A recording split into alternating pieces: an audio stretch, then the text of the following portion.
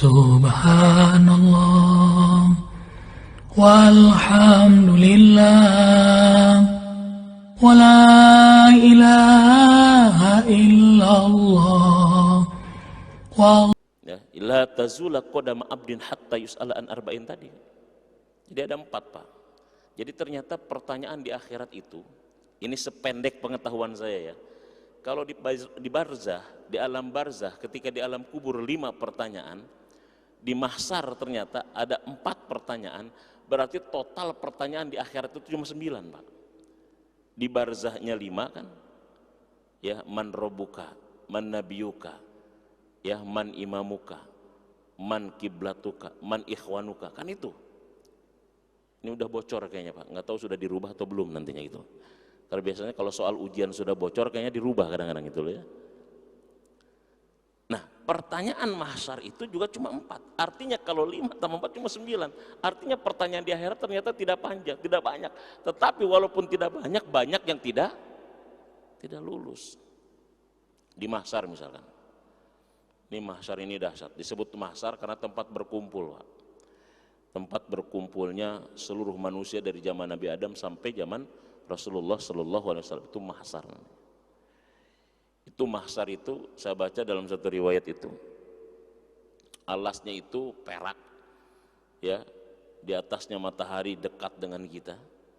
Dan saya baca di dalam ilmu fisika udah lama, tolong dikoreksi, nggak tahu saya juga yang ngukurnya siapa. Itu panas pusat matahari itu 30 juta derajat Celcius katanya. Jadi panas pusat matahari itu 30 juta derajat Celcius. Itu jarak dengan kita itu sangat dekat, Pak. Ya, itu kayak di open aja kita. Gosong-gosong ya di situ gitu ya. Makanya ada yang keringatnya semata kaki, keringatnya selutut, keringatnya sedada. Ada kelelap dengan apanya? Dengan keringatnya itu. Walaupun panas kayak begitu, Pak, 30 juta derajat Celcius panas pusatnya matahari dekat dengan kita, tapi ada kelompok-kelompok orang yang tidak kepanasan. Dia kayaknya orang VVIP masuknya kayaknya gitu loh. Pakai AC kayaknya dia. Ya, orang lain kepanasan, matahari panas, ini ada kelompok VIP kayaknya. Enggak kepanasan, yang 7 orang itu. Salah satunya adalah mu'allakun wa rajulun qalbuhu mu'allakun bil masajid. Seseorang yang hatinya bergantung di masjid. Maaf, yang bergantung di masjid hatinya, bukan pecinya, bukan. Ini pecinya sorbannya di masjid, orangnya di mana boah kadang-kadang itu loh ya. Yang penting gua tandain aja pokoknya, digantung di masjid aja pokoknya. Yang bergantung itu hatinya. Bahkan diantaranya juga siapa? Orang yang saling mencintai karena Allah dan berpisah juga karena Allah. Ini orang yang VIP di padang mahsyarnya, gak kepanasan nantinya. Orang kepanasan dengan matahari 30 juta derajat Celcius panas pusatnya, yang ini kedinginan, adem aja. Insya Allah kita termasuk orang yang rajulun qalbuhu mu'allakun bil masajid, dan kita saling mencintai karena Allah. Ya, orang kalau di masjid kan tidak ada yang dicintai kecuali karena Allah, nggak ada karena jabatan. Kamu rajin banget sih halaqah subuhnya, maklum 2024 sebentar lagi, siapa tahu diangkat jadi menteri, siapa yang mau ngangkat gitu. Kita pasti karena Allah. Itu umur namanya. Nah, yang kedua yang ditanya di padang mahsyar itu apa kata Rasul? An jismihi fima ablah, fisik kita. Fisik kita itu dipakai apa? Kalau misalkan kita rinci fisik kita ini kan ada tangan, ada kaki, ada mata, ada mulut, ada pikiran, ada telinga. Ini kan yang ditanya oleh Allah nanti.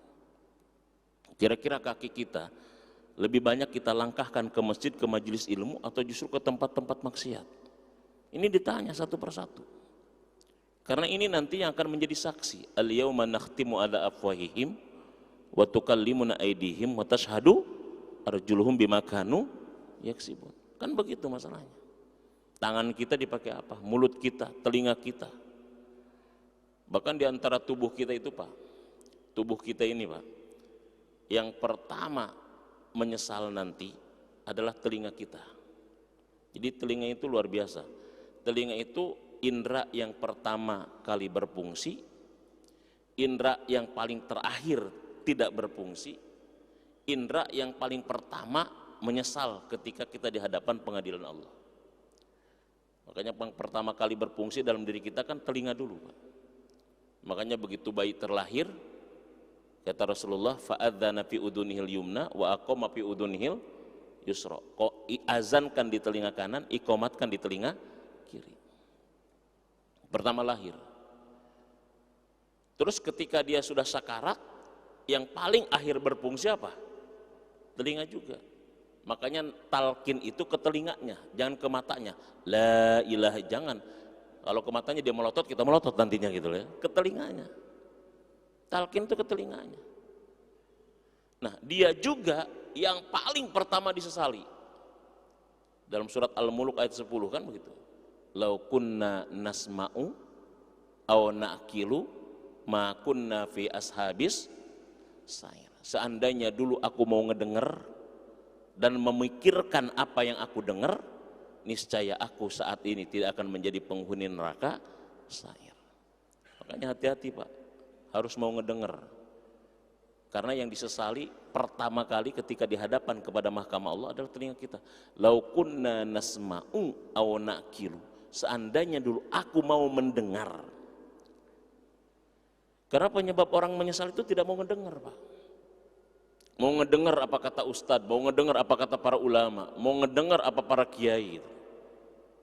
Dan kemudian aku merenungkan dan memikirkan apa yang aku dengar dulu, niscaya aku tidak akan menjadi penghuni neraka sair saat ini. Nah, inilah sebabnya salah satu hikmah kenapa Allah ciptakan dua telinga, satu mulut. Artinya kita itu harus lebih banyak mendengar daripada bicara. Makanya pepatah Arab mengatakan apa? Kun ahsanul istima kama takun ahsanul hadis. Jadilah kalian pendengar yang baik sebagaimana kalian selalu ingin menjadi pembicara yang baik. Ada enggak orang yang misalkan latihan menjadi pendengar yang baik? Besok saya kayaknya mau ikut pengajian, latihan menjadi pendengar yang baik. Jarang, tapi kita selalu berlatih ingin jadi pembicara yang baik. Makanya ada public speaking, tidak ada public listening, kayaknya enggak ada kayaknya gitu ya, Pak. Betul enggak? Ada latihannya, namanya latihan apa? Public speaking. Ada enggak latihan public listening, Pak? Ada. Oh, saya besok kayaknya mau ngedenger nih, saya perbaiki dulu telinga saya gitu. Gimana cara menjadi pendengar yang baik? Jarang. Tapi kalau misalkan untuk bicara kita selalu siapin diri kita, latihan gimana caranya menjadi pembicara yang baik, tapi tidak pernah kita berlatih untuk menjadi pendengar yang baik. Padahal yang disesali pertama adalah karena pendengaran. Ini tentang jismi kita, tentang tubuh kita. Ya, ditanya nanti oleh Allah. Nah, yang ketiga tentang apa? Yang ketiga adalah tentang ilmu kita. An ilmihi madza amila fih. Tentang ilmu, kira-kira apa yang kita amalkan dengan ilmu itu. Ini hati-hati dengan ilmu itu ya. Makanya orang-orang barat itu gimana cara merusak manusia itu sebetulnya dirusak dengan ilmunya dulu. Konsep ilmunya, Pak. Kalau konsep ilmunya sudah rusak, maka pemahamannya rusak. Kalau sudah pemahamannya rusak, nanti amalnya rusak.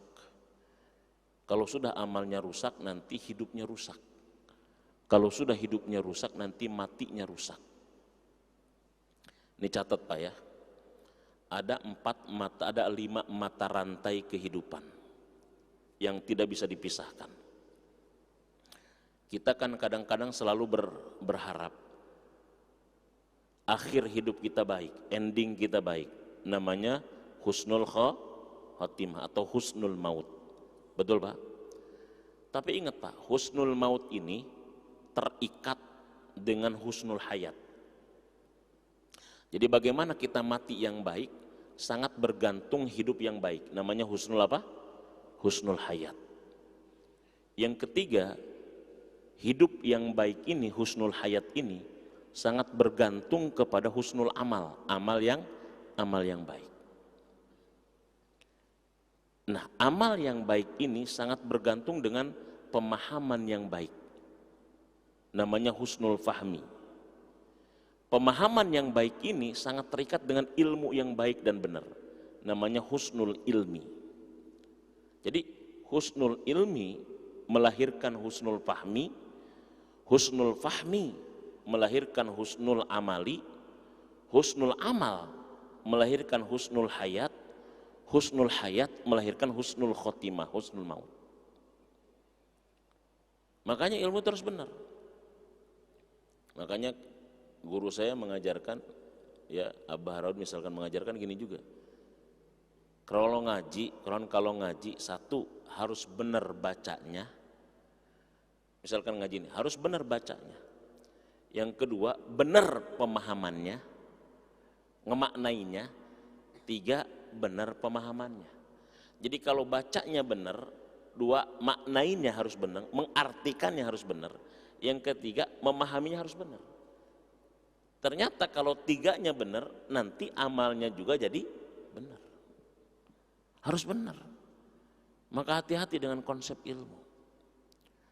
Kenapa sekarang kenapa umat Islam saat ini terbelakang? Bisa jadi karena kesalahan kita tentang konsep ilmu. Contoh, Pak, yang kita dengar tentang ilmu ini kan kita dulu sekolah itu ada dua, Pak. Ada sekolah agama, ada sekolah umum. Betul nggak? Ada pendidikan agama, ada pendidikan umum. Kadang-kadang begitu. Sekolah umum dikenal dengan sekolah dasar, sekolah agama dikenal dengan madrasah. Ujungnya nanti madrasah, dia kalau pertengahannya ke MTS. Kalau ke atasnya lagi ke MA. Madrasah aliyah. Atau dikenal juga, kalau misalkan dia madrasah aliyah negeri, dikenal mantu. Madrasah aliyah negeri 2 disebut mantu gitu. Mau kemana nerusinya? Mantu gitu. Mertuanya siapa emang gitu. Sehingga kadang-kadang dari dulu orang kalau sekolah agama itu kadang-kadang seolah-olah dia tidak keren dulu. Nah, sekarang pun begitu kadang-kadang. Ini kan sekularisasi. Padahal dalam Islam, Pak, enggak dikenal itu, enggak dikenal misalkan ilmu agama, ilmu umum, enggak dikenal itu. Dalam Islam itu pembagian ilmu itu kata Imam Ghazali cuma 2, ilmu fardu ain, ilmu fardu kifayah. Ilmu fardu ain, ilmu fardu kifayah. Ini kan dengan konsep kayak begini kita paham. Sebelum kita mendalami ilmu fardu kifayah, ilmu fardu ain itu harus tuntas. Karena kalau fardu ain itu kewajiban kepada siapa? Kewajiban kepada siapa, Pak? Kepada setiap individu. Kalau fardu kifayah, kewajiban kepada sekelompok. Jadi kalau sudah ada yang mengerjakan, maka gugur yang lain. Sholat 5 waktu, fardu kifayah, fardu ain.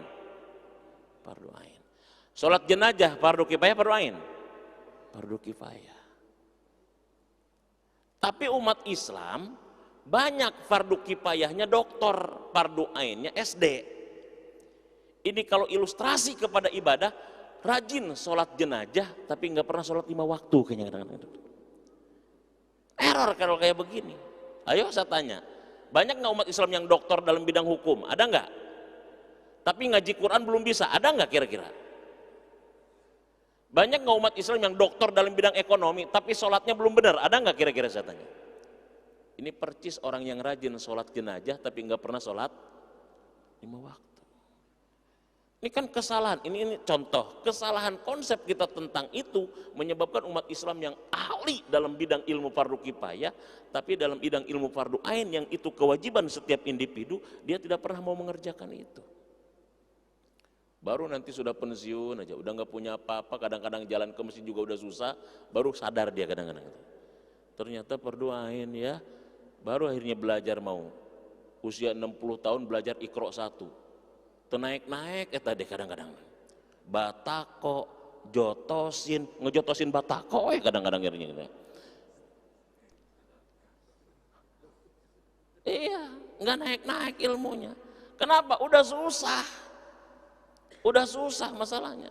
Lidahnya udah kaku, udah keluh, pola pikir sudah mulai turun gitu. Baru itu pun alhamdulillah tetap. Cuma telat ke mana wae gitu kadang-kadang gitu. Hayo batako, jotosin, batako, itu naik-naik kita kadang-kadang gitu. Repot kita kalau gitu. Ini karena kesalahan itu, Pak. Jadi kesalahan konsep ilmu bisa kesalahan kesananya kemana-mana. Bahaya. Jadi ini yang ditanya nanti tentang ilmu. Makanya kita belajar ilmu minal mahdi ilal lahdi. Ya, sedikit kita amalkan insya Allah. Nah, yang keempat baru yang ditanya adalah tentang harta. Kalau harta itu dari mananya ditanya, kemananya ditanya. Ainak tasabahu wa fima anfaqahu. Ini pernah kita bahas detail tentang harta.